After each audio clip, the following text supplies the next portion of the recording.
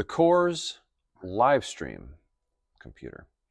We already did the video on St. Peter, and the goal was to duplicate everything as much as possible between the two campuses. So you could sit down at this station or the one at St. Peter, and it looks the same, it's laid out the same, it's configured the same. So most everything is the same between the two campuses. We have implemented just a few small differences, which I'll highlight now with the Core. So same thing here. There's a barcode which has the instructions, basically the same instructions as the St. Peter one, with just the slight differences laid out and documented there. So you have the Ableton. Look how the mouse is like glitching. Okay, there we go. You have the same thing here with the Dante virtual sound card, Dante controller, all the same things. Ableton. Wow, it's like freezing. The mouse is freezing. One difference that I just recently did this was using the Stream Deck. Oh, the Stream Deck allows us to fade between Time of Grace's feed, the production room, and our house cam on the back wall, and also to turn on and off the overlays. So I'll show you that in a minute, but that's connected to this computer. Even though that's not part of the live stream audio, I needed a computer to run the software to run the Stream Deck. So I naturally just did it in this one. So there shouldn't be anything different from the live stream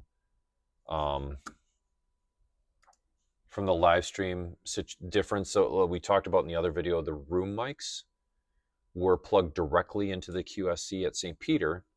And here they are a separate unit. I think we walked through, did we do that in the previous video? That little Dante unit up in the rafters up there? We didn't do that? Oh, for those two room mics, yeah. No, we talked about it after recording. Okay, so the difference at the Core for the two Sennheiser shotgun room mics, crowd mics, was instead of wiring them directly into the QSC, where then it could be put into Dante and used there, I had to get it to our system, and the best way to do it was through Dante. So I got a device that has two XLR inputs and can phantom power those two microphones, and then can convert that into a Dante signal, which I used the empty projector cat line that we had wired in the building but never used for the projector, and I used that to get the signal down into the rack room, and then I patched it into Dante from there. So the main difference is when you go into the Dante controller, wow, this mouse is like freezing, you will see a device called Crowd Mics, and that is only a transmitter. It's not a receiver, because it doesn't listen to anything. Right. If I get, okay, the Dante virtual sound card is running, so I should be able to open up the Core live stream and should find those two patched here. So the only difference is the crowd mics are patched in through Dante as opposed to through the Core unit. So, but everything else, the Core QSC. The Core QSC, yeah. Everything else, the numbering patching systems may be different, but we did as much as we could to kind of align it and make them the same across both campuses. So it should be familiar with what you're doing. So there's not really anything else to do there. I'm just watching, this mouse is like freezing. Huh. Okay, so I will, while we're sitting here, apply this update because, again, Dante controller can be updated. It's just a software. They release new features. And for some reason, the logo here is the old logo. It has a new one that looks kind of like this at St. Peter. And they did do that here for a while, but then it reverted itself back during an update, which is so confusing to me. There's just some things that are just always confusing. Yeah. Weird things. So what I will do now is talk about the Stream Deck and how I did that. Next to here, we have this. We don't have this at St. Peter, just a monitor with a production feed so that our live stream audio people can just see what's going on here.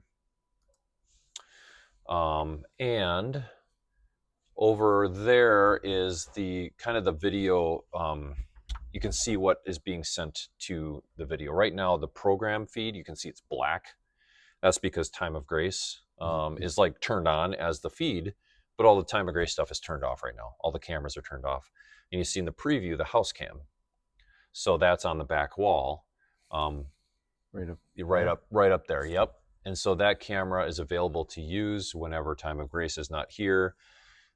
We've recorded presentations. We've live streamed like a funeral or something in here where we don't want to turn on the Time of Grace cameras and equipment.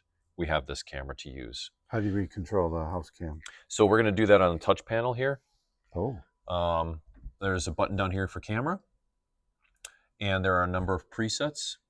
You can see the camera moves to a couple locations. You can press and hold for like 3 seconds once you move it to save it to a preset. But here are like the basic camera controls. Left, right, up, down, zoom out, zoom in. Okay. So for basic presentations and things like that, that's how you control the camera. You can see that it's not in the program right now, but if I go to broadcast button here, this is basically what is going to our production feed. Right now it's set to production, which is, we should really label that Time of Grace. Oh, okay. You know, that would make more sense so people knew what it was. And Time of Grace is turned off right now. And if we switch to house cam, it's going to turn on. So now it's on the program feed. Okay. And production again.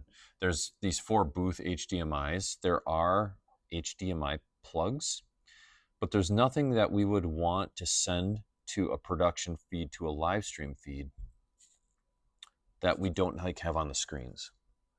Like the only thing would be if we wanted to run announcements for a service on a different computer that we could send to the live stream and then cut back to the service or something like that.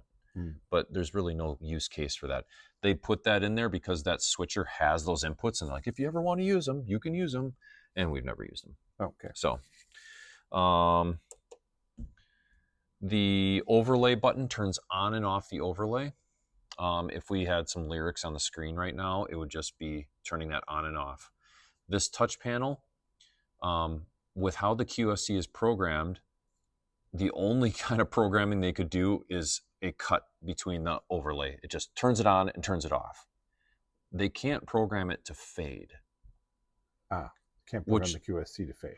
Yes, because it's a special program for the QSC to tell the switcher, use the fade function, not the cut function. And one of the guys said it's a program that someone in Oregon wrote, and I'd have to track him down and find it. And he's like, that's kind of crazy to do that. But I found a workaround, and that's the Stream Deck. So in the Stream Deck, if you come back to the computer here, I installed, it's called Companion, which is BitFocus Companion is what comes with the Stream Deck. It is a page that, see, restore pages. This shut down. Okay.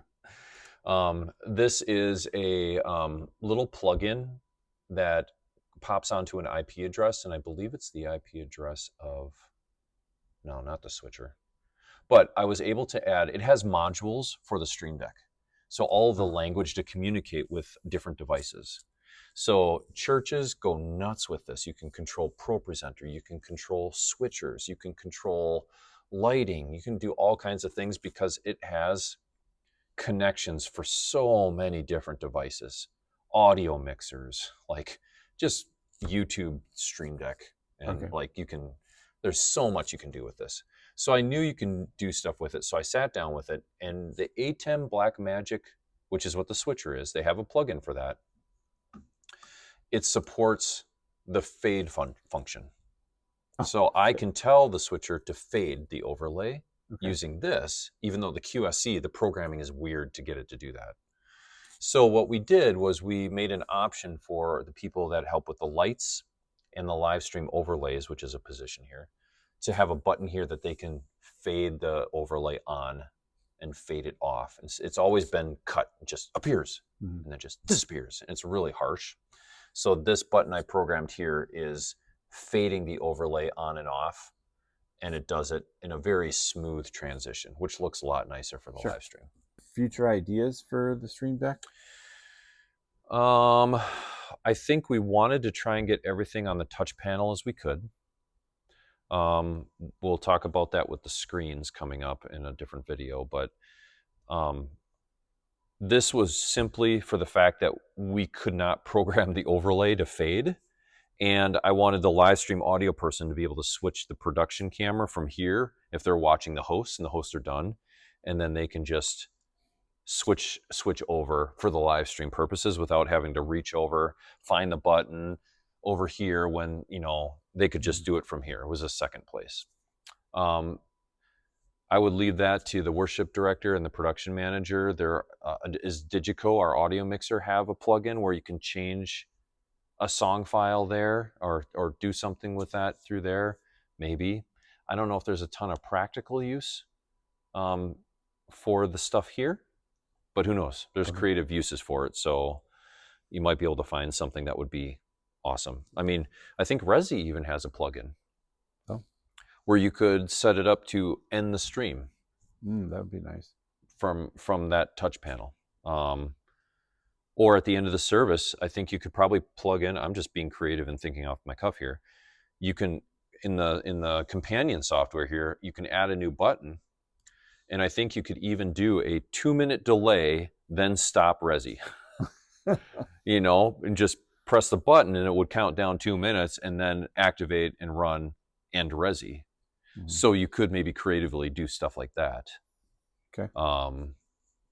With how many things it can control, I think the sky's the limits. You can control the lobby TVs because you could control the switcher back in that room because it's all on the same control network. Yep.